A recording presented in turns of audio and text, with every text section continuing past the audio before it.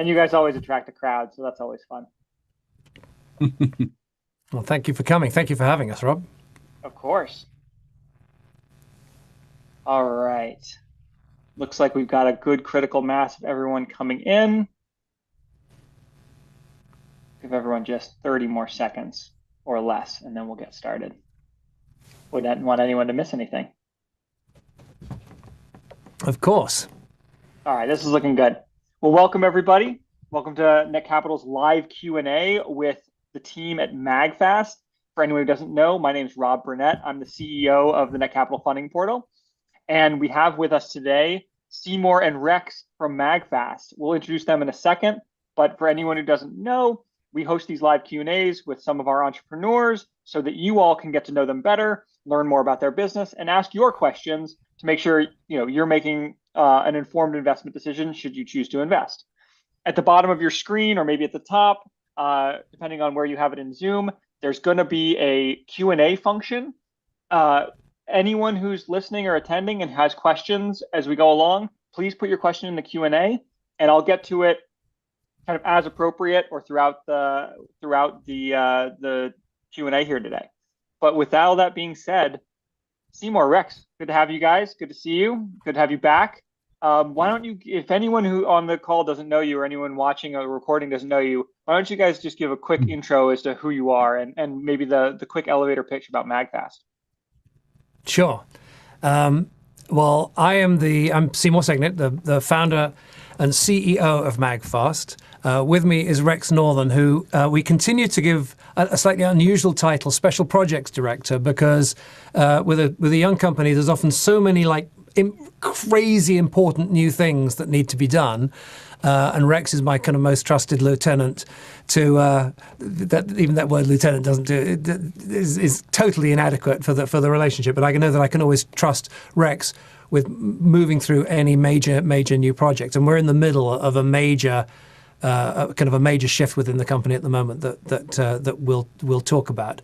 Let me hand over to Rex for just a moment. And Rex, why don't you explain just a little more, including maybe just do that set up. MagFast was set up to change charging for good. Talk a little bit about that for a second, maybe. All right, I'm glad to do that. I'm here, as Seymour mentioned, Special Projects Director. Have known Seymour for many years, so for his sins and mine. So changing charging for good. MagFast is clearly in the business of producing these little wonderful small plastic boxes that are chargers that are part of a system. And so I'm sure Seymour will show some graphics about that. But these are chargers that don't just work individually, they work together. There's a family of them. We have a feature called Snap to Charge, which is the magic of magnets. As soon as you connect one of these devices to another, they're instantly charging. And that's part of the story of changing charging for good. It's a very good story. It's the kind of story that Apple has relied on to make sure that you don't just buy one Apple product, you buy a complete ecosystem of products. It's also a story which is expanding now, as I know Seymour will explain, because we have a future which is more than just charging. We've already introduced other products. There are charging cables. The Lux cable is part of the solution. Some amazing charging cables, which are America's favorite smartphone charging cables, and a smart luggage range called Heathrow, which is part of this ecosystem of devices that work together, not just individually. So all of that is part of the story, and we're going to come on to the future of what this means in terms of building a system around your entire life, which we think is very exciting and could be one of the things that starts to move the needle in terms of a really big company, which we're very excited about. Thanks, guys. So let's dive right into it. You all built the business on the back of doing some pretty significant pre-order campaigns, and I know you've done several of those.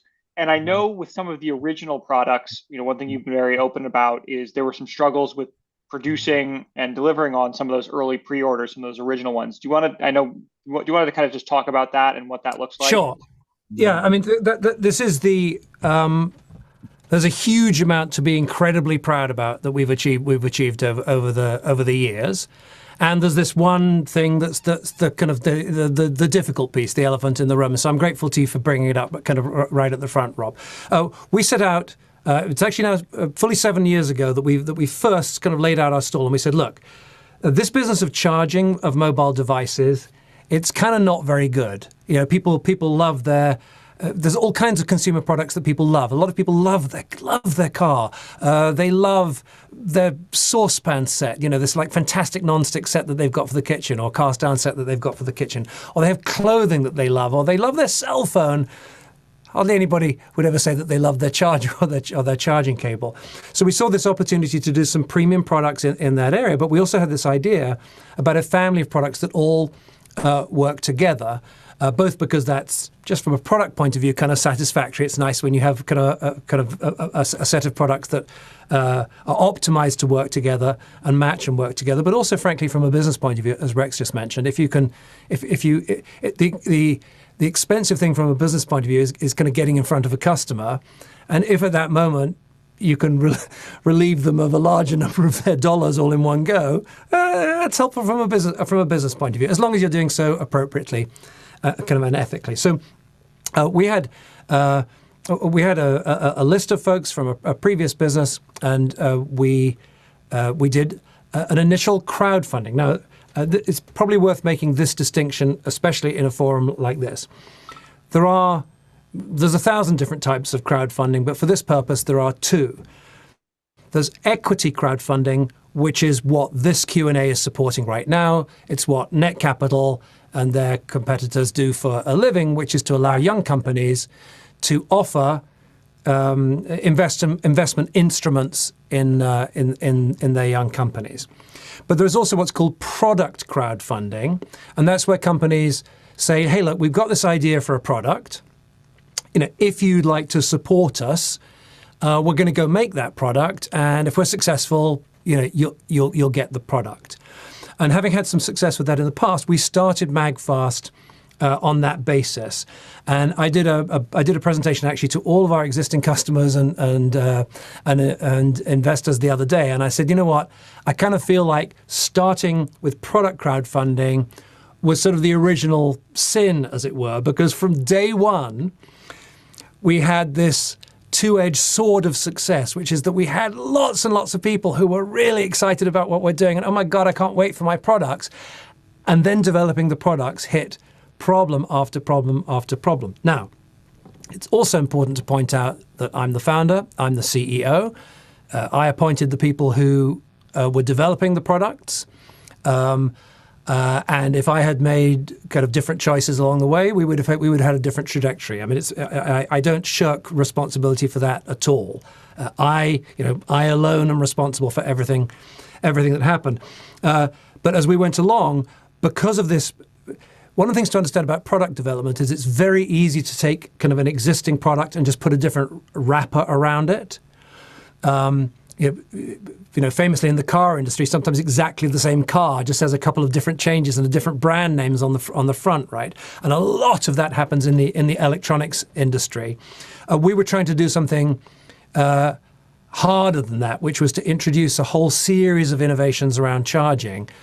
So from a development point of view, it was harder anyway, and the original partners weren't up to the job, or certainly weren't up to doing the job at any kind of speed. And the longer it took, the harder it became, because there was no new money available for that development. So the suppliers, like, their motivation was reduced. We didn't have new money to throw them out and bring in new suppliers. And meanwhile, customers, completely understandably and reasonably, were going, you know, where's my stuff? And, you know, one or two getting one or two or three or four or more asking for refunds. So we just had this sort of kind of perfect storm of challenges around the original products. And yet there was this essential energy about the company that, yeah, maybe I catalyzed, but truly came from this fantastic community of early customers, was then supplemented by you guys at Net Capital, who helped us to do previous and earlier sold out funding rounds. And this incredible team, Rex has been, he and I've known each other for a long time before this, but Rex and this extraordinary group of people have kept this energy going. And as we went along, we did very belatedly develop 3 of the original charger products. And along the way, we developed a cable product. Rex mentioned it's called Lux. I mean, it's not much to show in front of a camera because it's just a cable, right? It's a cable that you plug into a phone. But there's a lot of detail that gets not plugged in at the other end. But I don't know how well you guys can see here. But if I hold it a little closer, but this shape is absolutely gorgeous. There's sort of hundreds of hours have gone just into the kind of what's called the industrial design, just the shape of the product, and it just feels incredible in your hand. And people essentially, if you're a well-balanced human, at this point you'll be saying, this guy is completely crazy speaking like this about a freaking USB charging cable. I have them. They're rubbish. How could you be excited about a cable?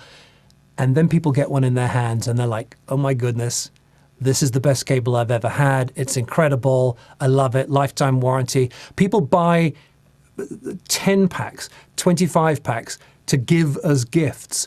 We have an online promotion, a webinar, like what's called an evergreen webinar. So it's like this is a live presentation now, at least it is at 3 p.m. on Thursday afternoon, exactly. At 3 p.m. Eastern. But we have this presentation that is sort of recorded live, as it were, and it plays all the time. This is a $37 cable, right, which is a premium price for a cable. The average order value at that presentation, $185. This is a $37 product, and the average order value selling those cables is $185. So people go crazy for these things, and they buy them in quantities. It comes in. Do I have one here? Just absolutely gorgeous packaging. All of our stuff comes in gorgeous packaging. I just happen to be talking about the cable right now. I don't know how well you guys can see that over the... Were you getting the reflections there a little bit? Yeah, we can see it. So just beautifully packaged. And we did all of that development ourselves, or at least we worked like directly with the factory rather than kind of through some intermediaries. And the development went smoothly and quickly, and folks are thrilled. And if you isolate the reviews for that product from people understandably saying, I'm annoyed because I ordered some early stuff and it's taken too long. But if you isolate the reviews for this Lux product, they're just off the charts, and it's got a 4.8, 4.9 stars. And so we say, Rex said it earlier on, I think, America's highest rated smartphone cable. It's absolutely fantastic. And then because part of the original... Is this answer long enough for you, by the way? I want to make sure I'm not shortchanging you with the answer. I really want you to. We need a little more time on that, Seymour. We need some more detail. One of the original products is this guy, Extreme, MagFast Extreme. We believe to this day it's still the only portable charger that allows you to wirelessly charge 3 phones simultaneously. The thing's amazing, and its headline is that it can jumpstart your car. You can actually plug a set of jumper cables into it, and in a pinch it'll jumpstart your car. And we hear from customers all the time that it's saved their bacon.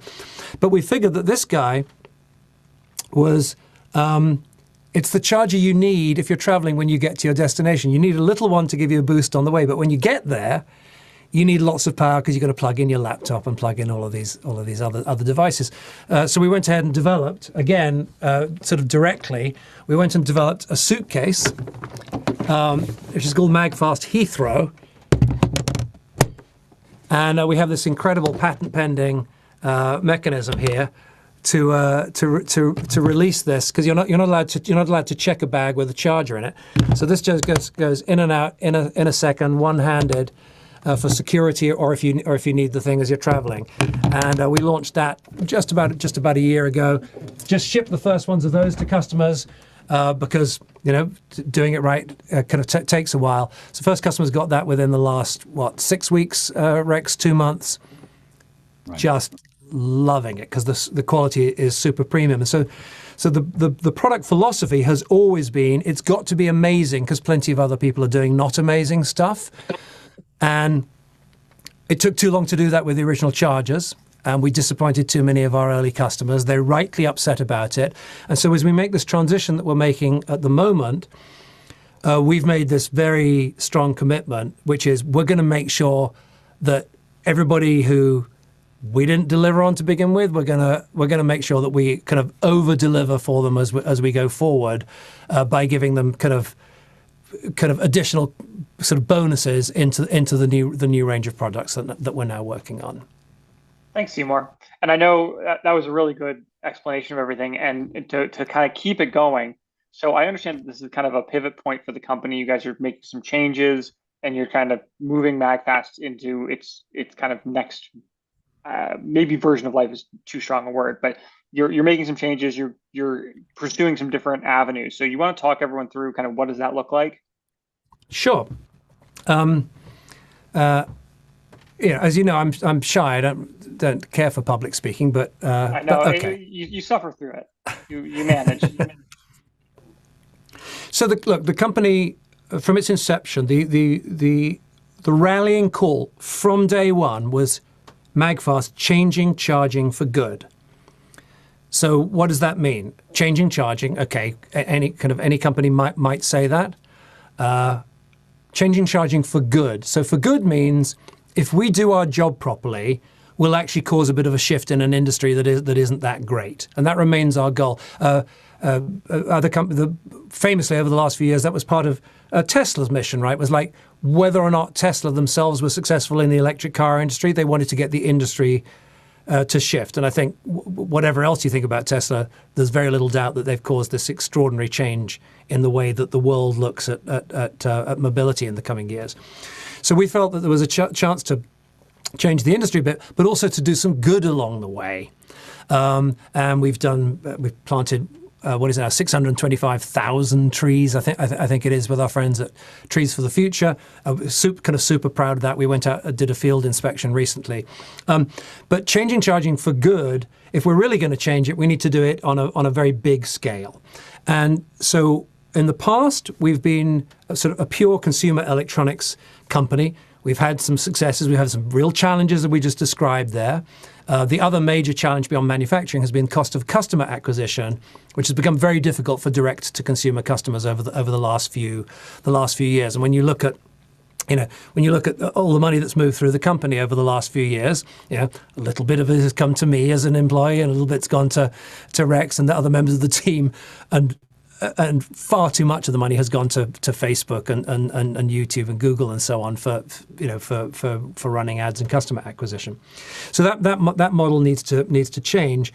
But fundamentally, from a charging point of view, our original Snap to Charge, which is fantastic and which customers love, it's kind of the industry caught up with us while we were having our challenges. This original mechanism, which allows, boom, any two of our products to snap together. This is called Air, Gen 1 Air. I'll show you Gen 2 in just a second. Gen 1 Air is this really nice little desk charger, a little stand that snaps magnetically on the back. We use magnets wherever we can. The thing's just really has an issued design patent on its shape and so on. And then any of our chargers can just snap straight on the back, or you can take and plug in a cable into the back. There's our USB-C cable, MagFast Lux. There's also, because when we started this, there was still a lot of micros around, you can also plug a micro into the back there as well. So we had this first generation charger that had the charging connection, the magnetic and fast, the MagFast connection, that was just delightful and went to the very heart and the very essence of where we started to make these delightful products. And in the meantime, the industry had caught on to this because for the last few years, Apple products have had this magnetic wireless charging has been supplemented with a ring of magnets around it. You can see it on the back of this case, shows it quite well here. But there's the wireless charging there, and then there's a ring of magnets around it that allows this kind of snap to charge, and it's now become the industry standard. It's called Qi 2, Anybody watching this, whether or not you choose to invest in MagFast, get yourself some Qi 2 chargers from worthy competitors who are out there. The first ones are just coming onto the market. I've got one here. I'll mention them. I'll plug them. I don't mind. U Green is a great brand that we admire. Here's a little battery. Here's a little battery they have. Snaps straight onto the back of your phone. And this charging standard is now moving across the entire industry. So all of the Samsung and all of the others are adopting it. So we're in this interesting position in charging now, which is we've got two really strong global standards for charging. You've got the USB wired standard, which is now finally on all new iPhones as of the last generation, as of the 15, and has been on everybody else's for a few years before that. It's on most laptops now. It's going to be on all laptops within another 18 months, I think, something like that. And most other accessories and so on, they're all USB-C. And USB-C is terrific. So now it's worth buying really good quality USB-C cables, because this standard is going to be around for the next 10 or 15 years.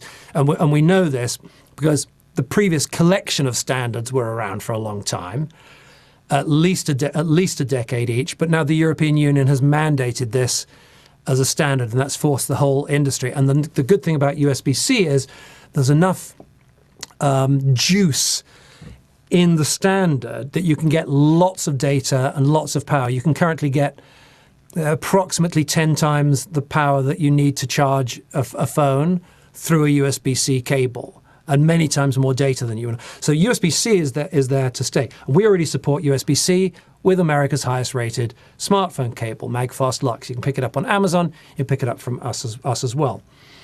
So that's wired charging. The wireless standard is going to be this thing called Qi 2. So we figured, you know what, MagFast needs to be all in on Qi 2. It wouldn't make any sense for our second generation of products to have our magnetic thing here and then have the industry's one here. Like that would be ridiculous. So we figured, but we also MagFast's only sort of raison d'etre, as it were, is if we can do more and do better than others in the industry. Yes, with quality, but also with product innovation. And would it be, because at least it would mean we wouldn't have to kind of look at the three of us for a minute. Would it be okay if I put some slides up just for a quick second? Yeah, let's share some slides. Just to quickly talk folks through this transition to the second generation connector, because I got some pretty pictures that I think will kind of help to tell the story. Help get the point across. Yeah. And Rob, I know I'm going a bit of a rate here, but do just interrupt me at any second with any clarifying questions, please. Yeah, I will. You guys see this? You guys see this? Right. So this slide shows a kind of translucent version of the magnetic connection that I just showed you. Right. You've got one above, one below. You can see the precision magnets lined up. This is the old magic of MagFast, and now we have to move to the new second generation connector, and here it is. Very simple, very beautiful, and as you're about to see, a very important strategic move for us, because yes, it provides fast wireless magnetic charging. It uses standard parts and chipsets, which is one of the things that caused us trouble in the past, was using things that had to be made specially for us. And Seymour, to jump in, so that's those standard parts. Does that help reduce costs? And like more than you can imagine. It speeds things up 5 or 10-fold and reduce costs, 2, 3, 4-fold. I mean, the difference that it makes is unconscionable, right? So yeah, so critical, and it allows for a new generation of products for us, and this is critical, that are 100% compatible with all smartphones, so the new smartphones that are coming out now, right? And any wireless charging smartphones from the last few years, with all of our first generation power banks with a very simple modification that takes about 10 seconds that I can show you if you're interested, and with all first generation wireless products without the magnets, that's Qi, and now the ones I'm just showing you with the ring of magnets, Qi 2. So this thing's very powerful for us, and we think that it makes the possibilities for the business 100 times greater with three things that I'm going to show you real quick now. First of all, the next level of products. So this is like what we've done for the last few years, but taken to the next level. The second is something that we call MagFast Fingerprint Unity, because we wanted a nice simple name with as few syllables in it as possible. I'll explain that to you in just a second. It really rolls off the tongue. And then third, we think there's a chance to really change charging for good with a great open public charging network. So let's just talk about these quickly. So first of all, the next level products. Here is the connector that I just showed you, the MagFast second generation connector.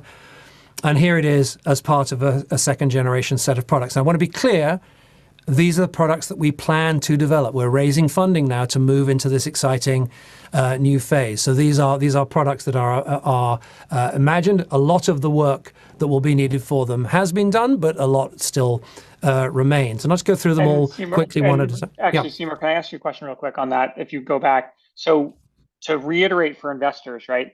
How we spoke about it a little bit about the standard chipsets and things, but kind of what's changed in MagFast's plan for Gen 2 in terms of production in particular? So the main one will be just working with suppliers who are better set up for the job. I mentioned the challenge we've had along the way, and I showed you Air just now. The kind of the angular one that goes on your desk. I'm probably kind of small on folks' screens now, but if you can see Air here, so Air, the original suppliers had struggled with for years. We started working with an extraordinary company set up by some veterans of Texas Instruments. They were able to crack all of the problems with Air in it was about 4, maybe 5 weeks. So they're going to be at the heart of the new development efforts. So it's just taking it's taking all of the lessons from the past. Picking the right suppliers, putting the right incentives in place, because this financing that we're doing with you at the moment is the first of a series of is escalating the right word of growing finances, because the vision that we're describing here is going to require a lot of capital, and now we're fortunate to be working. You introduced us, Rob, to John Fanning, who's a veteran of many large companies. His most he originally the company for which he's originally most famous was called Napster, which completely upended the music industry 20 years ago. He's also one of the original investors in Uber and Twitter, you name it. He's often been involved in the early stages, and John looked at everything that we've done right and wrong over the last 7 years and said, you know what, we can fix the wrong stuff, but this right stuff is really, really rare. And so working with him, we also have connections into 2 or 3 of the top tier contract manufacturing firms as well. So we're excited about, and thank you for asking about that. We're excited about sort of accelerating the development. So just super quick, MagFast Life, I held up the first generation of those just now. Here it is. It's the one you want with you every day. Slides in your pocket. A handful of extra charges for your phone. Here's the second generation of Extreme, which will keep the same format so that it can continue to go into the Heathrow carry-on there. Heathrow is something to behold. I got to tell you. We're also hoping to do this one. We haven't given it its name because this is new, this generation. We're calling it codename Camel because it puts a bump on the back of your phone, a little bit like the competitor product I showed you just now. But the one that's in some ways strategically most important is the new generation of Air. Air, instead of snapping onto other products, will be one onto which you snap products. Now, I'm controlling all of the screen sharing and everything at the moment, aren't I? So I've got to be careful as I do this. You know what? Let me take you through the deck, and I'll show you Air in just a second. But Air becomes Air is important because it becomes the station that you have around your home. And you know what? If my slide says demo, I guess that means I have to do a quick demo, doesn't I? So let me unscreen share. I will switch cameras if that's okay. Let's give it a shot. Okay, and I've given the next part of the game away a little bit there, but if you just focus your attention onto the middle one of these, here is Air, and you're just going to pop your phone on that. You can see it immediately starts to charge, and there's a lower spot as well where you'll be able to put you'll be able to put other accessories and so on to charge. Does that make sense? And of course, it supports the new, the kind of horizontal charging and so on as well. Which, but by the way, if you're not using it, if you have if you have an iPhone, it's the horizontal is absolutely terrific. So air is important because we think that you want to have it in multiple places around your home. Give me 2 seconds to get the screen share going again. Just confirm for me, please, that you guys have the screen again. Yep, we got it. Yeah, so air, you want, and trust me on this, you want to have, whether it's from us or from a competitor, you want several of these stands around your house, and there's going to be good reasons why you're going to want it from us when it's available. So beside your bed, yes, in your office or your den, as I just demonstrated, with maybe with a phone on it, and charging other products that can be ours or other wirelessly charging products. We envisage also a product called Air Base that will be kind of more power, including USB-C, you can see on there as well. And Air Base, guess what? Can be a base for air. So air and Air Base can go together nicely like that. And remember I said that all of this is predicated on the new second generation connector. I'm now going to tell you what we're working on in which we may or may not be successful. All right, and essentially, Rob, I think you guys caution this with pretty much every issuer, and we should caution it about us. We're talking to you about future plans here. We've made the products we've made, and we're planning on the products we're planning on. And if you think those are exciting, then we'd love it if you consider joining us on the journey. But these are plans at the moment. But this second generation connector. There's something we think we may be able to do, and I just want to give you a little kind of one-on-one to understand it. These days, wireless charging and wired are the two standards I mentioned. Wireless charging, typically, I mean, at the moment, it's slower than that on most phones. Some of them are a bit more, but think of 20 watts maybe as a reasonable charging rate for wireless. 40 watts for wired in the generation of phones that are kind of here or coming soon. And so we think that there may be a way that, whilst remaining completely compatible, that we can build the future of wireless charging using the hole in the middle. And what am I talking about? Well, wireless charging uses coils, you see the ring of magnets around the outside, but wireless charging works with a coil of electric wire like that, which induces a current in a coil on the other side. So you might here be looking at the one in the back of the phone, but there's something similar in our connector. And we think that this space in the middle, we can't really tell you too much about it, but this space in the middle, we think that by using something we're calling the antenna and doing some clever work behind the scenes, we think that it may be possible, it's patent pending, by the way, this, but we think that it may be possible to get an up to 10 times power increase from the connection. If we can't do 10, maybe we can do 5, but we think there's a chance to do something quite useful there. You would obviously need compatible connections on both sides, so you'd get that from a MagFast charger on one side. You'd be able to convert any phone with a simple case, and we would obviously license this out to other case manufacturers. What we will definitely be is 100% compatible with all smartphones, with all of our first generation power banks, and with all Qi 1 and Qi 2 products on the market, which is basically all wireless charging products. So we're kind of excited about that for the new products. And let me quickly go through MagFast Fingerprint Unity. Unity is this sort of state of being when one is united or joined as a whole, says the dictionary. We think of it as the moment of connection. When you snap to charge, when you take a product and snap it on. Can you guys still see me, by the way? Do folks still see us on camera? We've just got the slide. Yeah. So this moment here, there can be more than just charging happening at that moment, because you've both got charging and you've potentially also got a secure proof of presence. And proof of presence means that we can attach actions and transactions to that snap to charge. The beauty of this connection is highly intuitive and simple. Boom, you just snap them to charge. You don't have to do anything different. There's no behavior change that's required. And you're going to need a lot more of this kind of thing in the future because as we move to more and more home automation, security is going to become more and more important. So quickly, what kind of things do we mean by actions? Well, you could make a highly secure proof of presence. What would that mean? Well, it might things like lights and locks and appliances, entertainment systems, windows and door locks and that kind of thing. And something that we think will be so simple and so popular, when visitors come to your house, they're going to need a charge, but they can simply tap to charge and go straight in without passwords onto your Wi-Fi. As interesting within the home, it gets even more interesting if you start to look at things like vacation rentals. You can imagine visiting, for instance, an Airbnb and instantly being able to just tap and get onto instant Wi-Fi, various local services, smart home services, home automation, security, and critically expiring credentials, because if you're a host, you don't want your visitors to be able to get onto all of this stuff all of the time.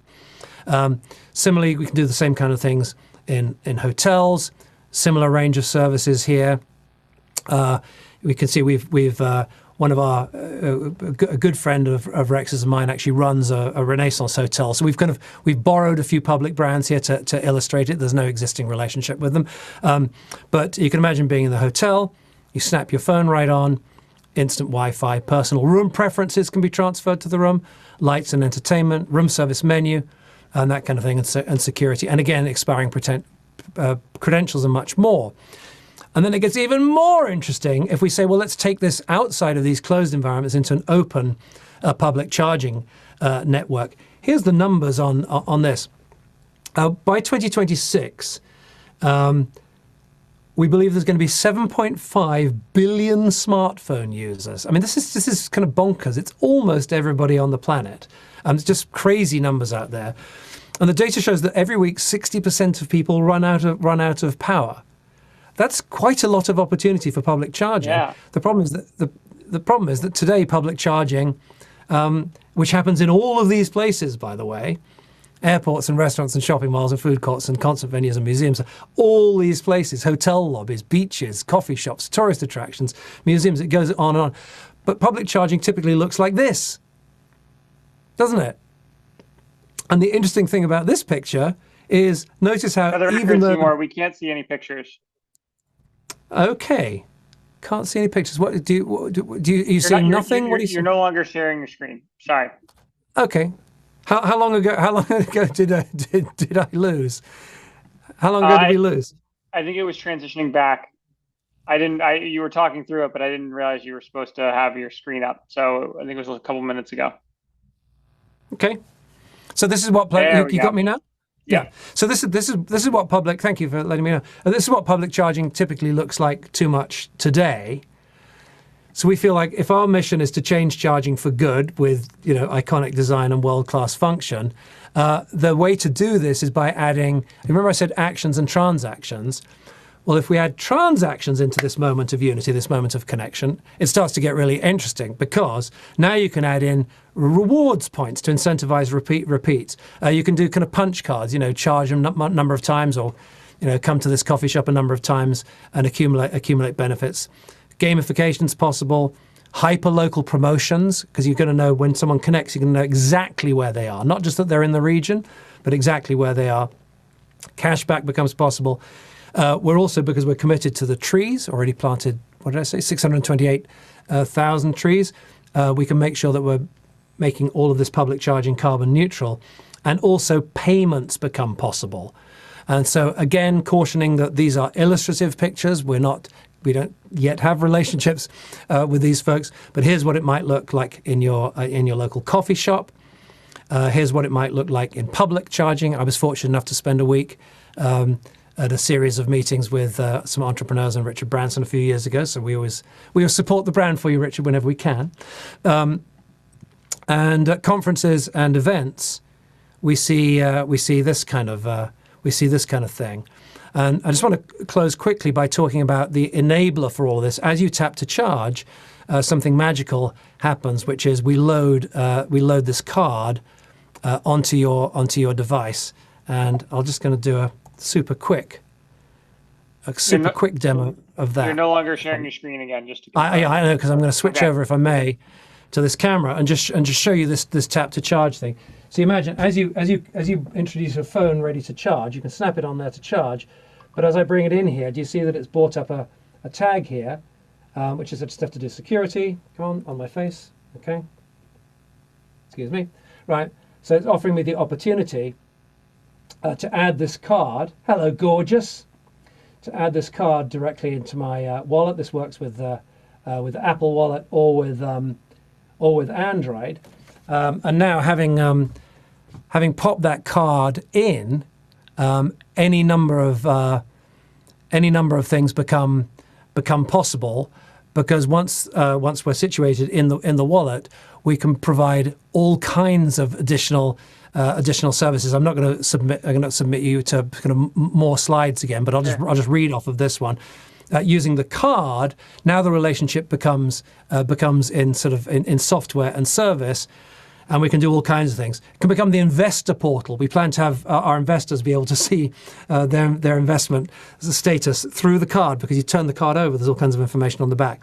We can run affinity, communication, you can do messaging through the card, all kinds of offers, passes and tickets to events. The list just goes on and on and on. So it's kind of an interesting transition from a set of products that you would buy for personal use into products that we can provide for markets like hotels, like the kind of Airbnb and similar networks, and then go to public venues, because if there's a little bit of money involved in charging, you don't have to have this sort of frankly not that great public charging. If there's a little bit of money in there, what were the numbers I just gave you? 7.5 billion people, 60% of them running out of power every week. Yeah.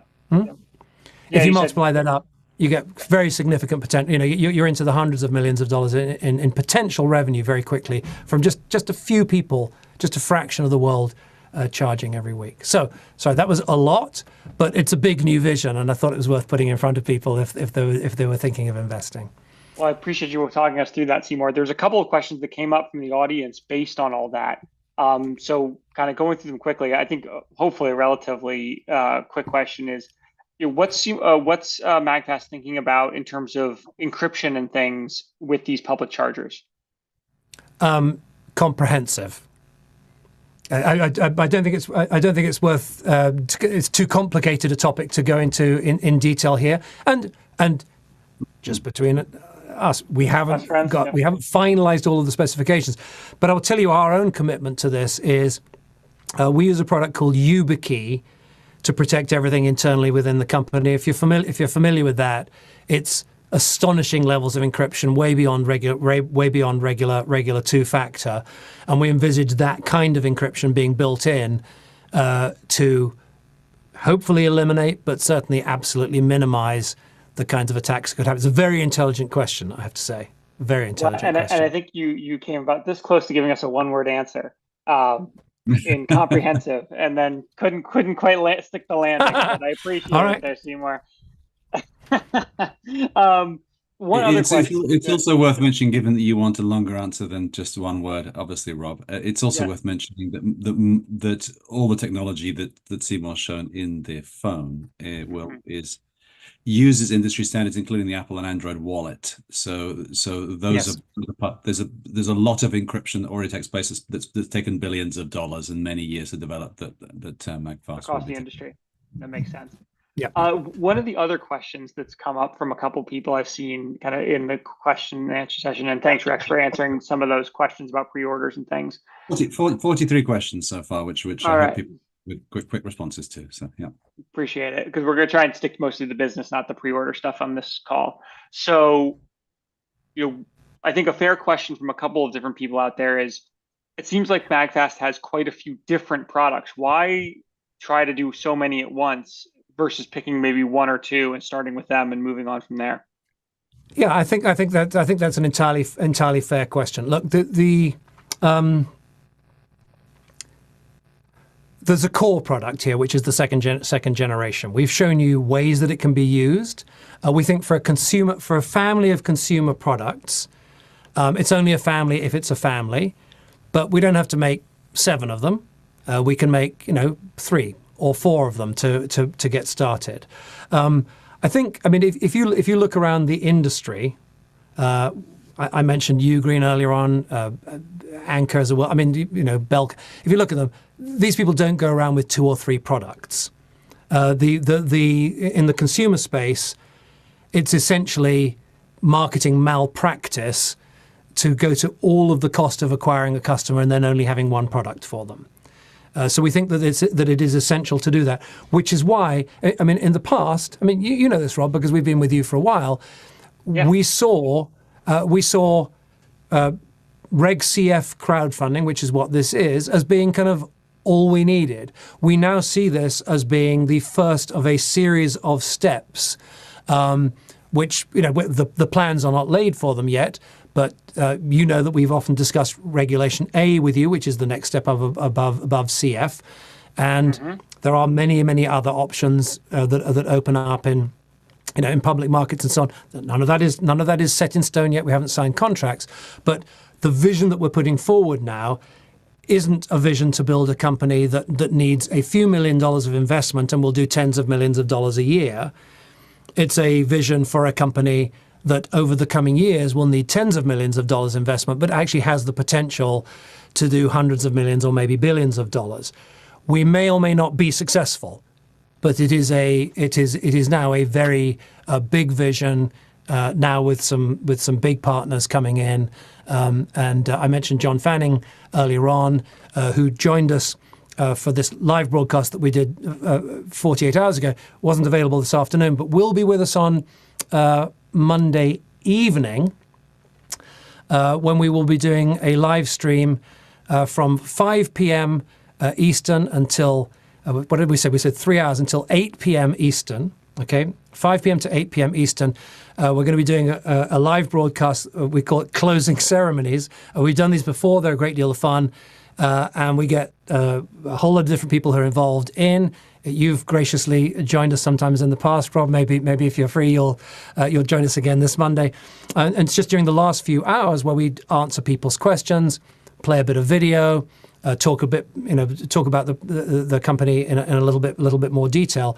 But John Fanning is helping us to plan out how do we take this from a really cool vision that's this big to something that is significantly bigger. And we've been working on these ideas for a while, but the extra support that his network is able to bring to us completely kind of explodes the whole thing. So this remains high risk. It just remains high risk with something bigger when we're successful. I appreciate you walking everyone through that. I know we're coming in towards the end of our time here. Hopefully you guys will have a good. Anyone who's here who doesn't have a chance to have their question answered or still wants to learn more can definitely tune in on Monday.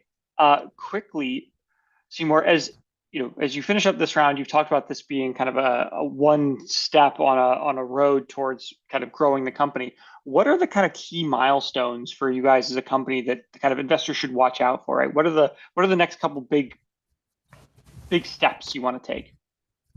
Rex, feel free to chip in at any time. But I would say the first job, from a technical point of view, is development of the Gen 2 connector, because that goes to the heart of everything we're doing. As we've said, it uses existing technologies, but MagFast has proven rather good at bringing existing technologies kind of together into a good package. But meanwhile, we have a couple of just stunning leading products. The Heathrow suitcase that I mentioned earlier on.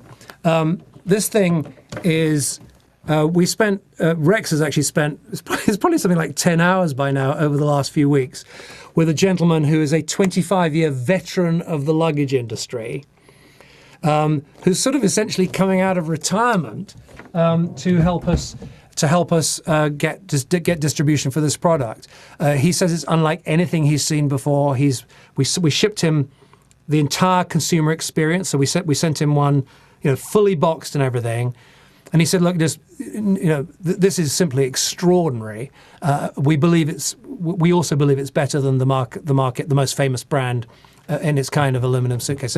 So moving forward with those existing products, getting wider distribution for them, that's extending what we've already got, working on developing these new products, and behind the scenes developing plans for the card, because the card is a different product altogether. You could imagine, Rob, I mean, you've seen companies coming to Net Capital with different ideas. Yep. You could imagine a company coming to Net Capital just with the card, right?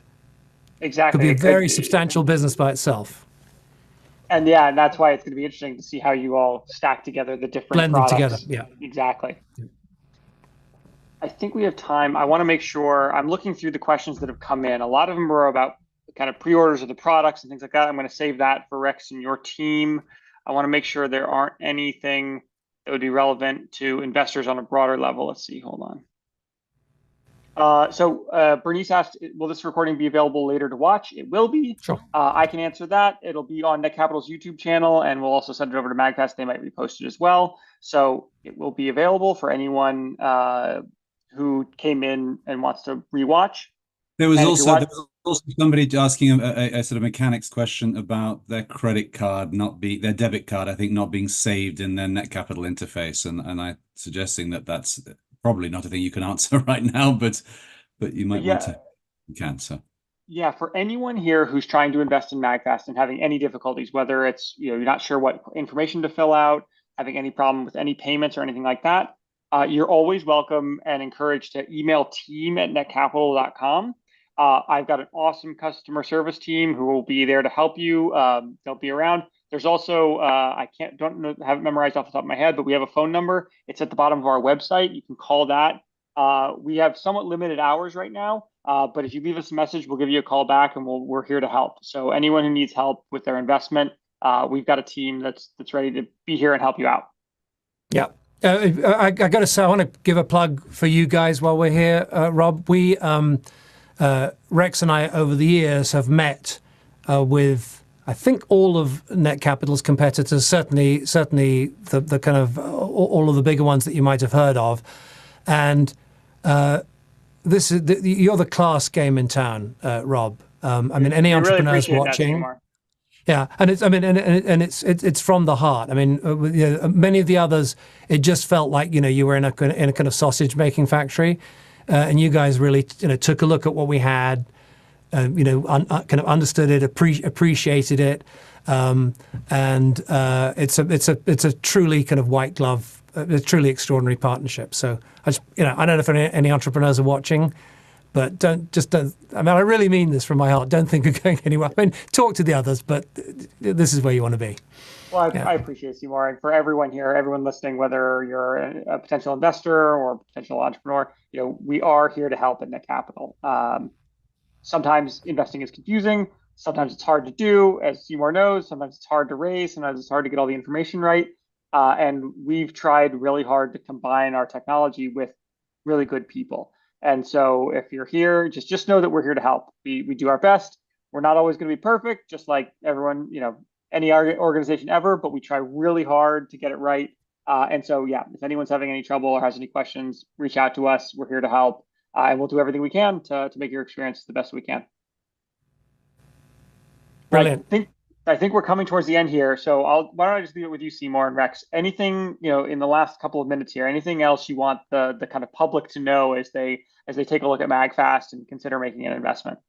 Yeah, there have been quite a few questions about people who missed the presentation earlier in the week or want to know where things are. If you go to magfast.com/status, or I think as we say in California where I now live, magfast.com/status, the early part of next week, there'll be plenty of information there which will answer any questions you have about Gen 2 and so forth. So that'll be covered there.